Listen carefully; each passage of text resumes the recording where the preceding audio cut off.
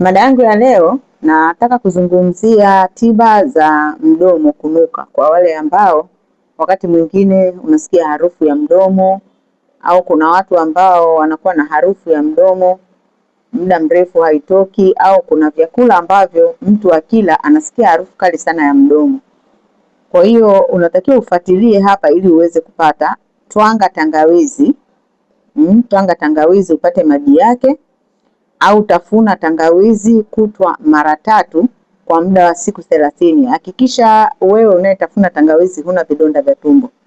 Chukua aloe vera, ukishachukua aloe vera changanya na maji, alafu utakuwa unasukutua kutwa mara 2 kwa muda wa siku 7.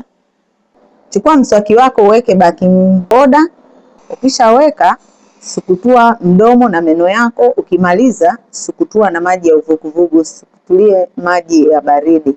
Hii inaondoa wadudu wanaosababisha harufu mbaya.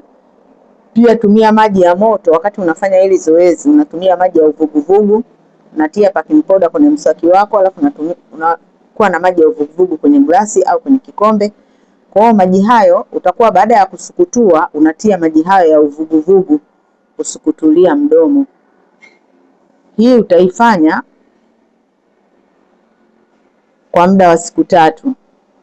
Dawa nyingine kwa hao wenye hali kama hiyo zinazoondoa harufu mdomoni, chukua mbegu zile za zabibu, zile mbegu za zabibu zisage upate mafuta yake. Uwe unadondoshea matone 5 au 6 kwenye glasi ya maji. Tumia kwa kusafisha mdomo kwa siku mara 1. Ina maana unataka kutokomeza kabisa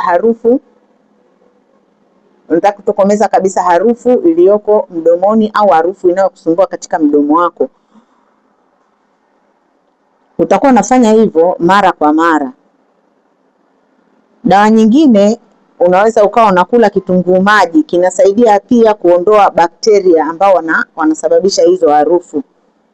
Nyingine ni kutafuna iliki, au unatafuna iliki au unakunywa chai isiyo na sukari. Unakuwa unatumia chai isiyo na sukari. Na pia unatakiwa upunguze vyakula vyenye asidi kama ndimu, malimao, mapilipili kwa wakati ambao unafanya hilo zoezi.